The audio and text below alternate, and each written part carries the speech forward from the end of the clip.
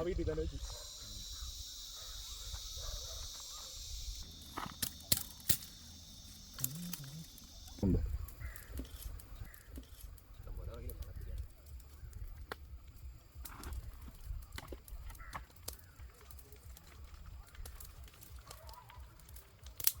അടുത്ത് വീഴും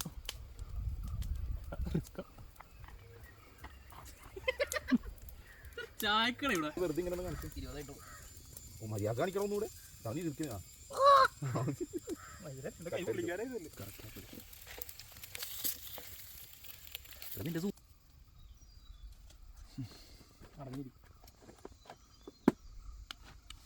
എടാ അത് എവിടെയെങ്കിലും പ്ലേസ് ചെയ്യണം